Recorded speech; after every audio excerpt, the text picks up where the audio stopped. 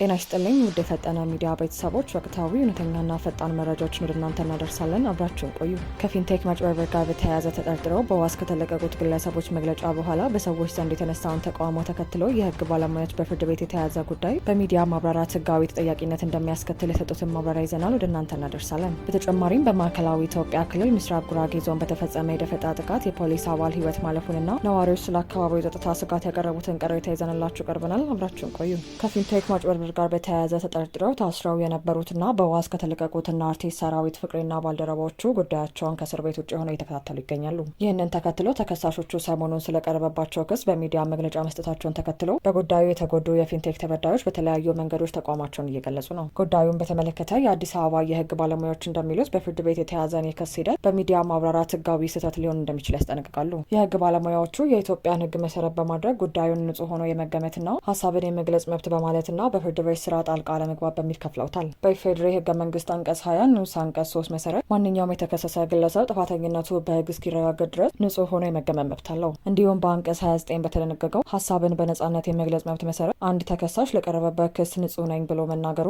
የዚሁ መብት አካል በመሆኑ በህግ አይጠየቅም። ነገር ግን በ2004 ዓ.ም በወጣው የኢትዮጵያ ወንጀል ህግ መሰረት የፍርድ ቤቶችን ነጻነትና የፍትህ አሰጣጥ ሂደትን መጠበቅ ግዴታ ነው። ጉዳዩ በፍርድ ቤት እየታየ ያለ ተከሳሹ በሚዲያ ወጥቶ የክሱን ዝርዝር በመተንተን ህዝባዊ ጫና ለመፍጠር ከሞከረ፣ ምስክሮችን ካሸማቀቀ ወይም ማስረጃዎችን በሚዲያ ለማቅረብ ከተንቀሳቀሰ የፍትህ ሂደቱን እንዳስተጓጎለ ተቆጥሮ በወንጀል ይጠየቃል። በተጨማሪም የሚሰጠው መግለጫ የዳኞችን ገለልተኝነት ጥያቄ ውስጥ የሚከቱ ወይም የፍርድ አቅጣጫን ለማስያዝ የሚሞክር ከሆነ የፍርድ ቤትን ክብር በመንካት ወንጀል ሊከሰስ ይችላል። የህግ ባለሙያዎቹ አክለው እንዳመላከቱት በኢትዮጵያ የመገናኛ ብዙኃን አዋጅ መሰረት ሚዲያዎች የፍርድ ቤት ነጻነትን ሊጋፋ የሚችልን ጉዳይ ማስተናገድ አይፈቀድላቸውም። አንድ ሚዲያ በፍርድ ቤት የተያዘን ጉዳይ በራሱ አየር ላይ የሚዲያ ችሎት በመክፈት የተከሳሹን ማስረጃዎች መመርመርና ማስተላለፍ ህጋዊ ተጠያቂነትን ያመጣበታል። በአጠቃላይ በህጉ መሰረት አንድ ተከሳሽ በተከሰስኩበት ጉዳይ ንጹህ ነኝ፣ እውነቱ በፍርድ ቤት ይረጋገጣል የሚል አጠቃላይ መግለጫ መስጠት ቢችልም ከዚህ ባለፈ የክሱን ዝርዝር መተንተን፣ ማስረጃ ማቅረብ ወይም በአቃቤ ህግና ምስክሮች ላይ ተጽዕኖ ሊፈጠር የሚችል መግለጫ መስጠት በህግ የሚያስጠይቅ ተግባር መሆኑን ተገልጿል። ከዚሁ ከህግና የፍትህ ሂደት ጋር በተያያዘው ዜናችን በመቀጠል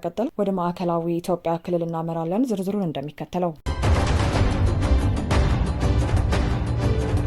በማዕከላዊ ኢትዮጵያ ክልል ምስራቅ ጉራጌ ዞን ምስራቅ መስቃን ወረዳ ዲዳና ባቲ ፋጣ ቀበሌዎች መሃል በሚገኝ ቦታ በተፈጸመ የደፈጣ ጥቃት የዞኑ ፖሊስ አባል የሆነው ወጣት ረዳት ሳጅን ፉአድ ሐሰን ህይወቱ ማለፉ ተገለጸ። የምስራቅ ጉራጌ ዞን ፖሊስ መምሪያ ባወጣው ይፋዊ የሐዘን መግለጫ እንዳስታወቀው ህይወቱ ያለፈው ረዳት ሳጅን ፉአድ ሐሰን አሌ በ1994 ዓ.ም በቡታጅራ ከተማ 02 ቀበሌ ተወልዶ ያደገ ሲሆን በፖሊስነት ሙያው በዣ ወረዳ እንዲሁም በምስራቅ መስቃን ወረዳ ህዝብንና ሀገርን ሲያገለግል ቆይቷል። ፖሊስ መምሪያው አክሎ እንደገለጸው የ24 ዓመቱ ረዳት ሳጅን ፉአድ ህይወቱን ሊያልፍ የቻለው ሰኞ ዕለት በተሰጠው ሰላም የማስከበር ግዳጅ ቀጠና ላይ ተሰማርቶ የህዝብን አደራ በመወጣት ላይ ያለ ከታጣቂዎች ጋር በተደረገ የተኩስ ልውውጥ ነው። የሟች ስርዓተ ቀብርም ማክሰኞ ዕለት በትውልድ ከተማው ቡታጅራ ወዳጅ ዘመዶቹ፣ ባልደረቦቹና የአካባቢው ነዋሪዎች በተገኙበት በፖሊስ ማዕረግና ወታደራዊ ስነስርዓት መፈጸሙ ታውቋል። በሌላ በኩል ስለ ጥቃቱ አስተያየታቸውን የሰጡ የአካባቢው ነዋሪዎች እንደሚሉት ጥቃቱ የተሰነዘረው የማርቆ ወረዳ ያደራጃቸውና ራሳቸውን ሎዲሳ ብለው በሚጠሩ ታጣቂዎች ነው ብለዋል። ነዋሪዎቹ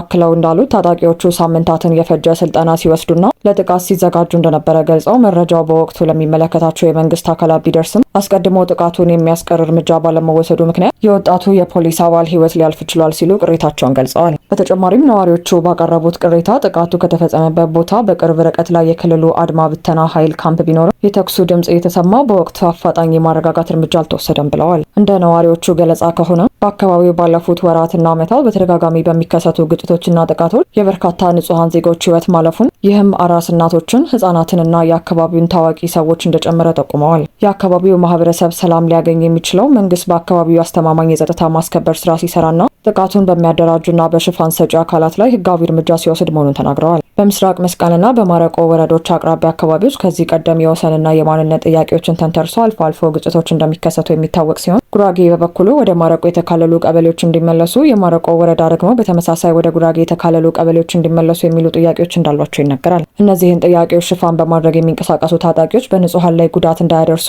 የፌዴራልና የክልሉ መንግስት ዘላቂ መፍትሄ እንዲሰጡ ነዋሪዎቹ አጥብቀው ጠይቀዋል። ውድ የፈጠነ ሚዲያ ተከታታዮች ለአሁን አዘጋጅተን ያቀረብንላችሁ የዜና እትማችን ይህን ይመስል ነበር። ላይክ፣ ሼር እና ሰብስክራይብ በማድረግ ቤተሰብ ይሁኑ።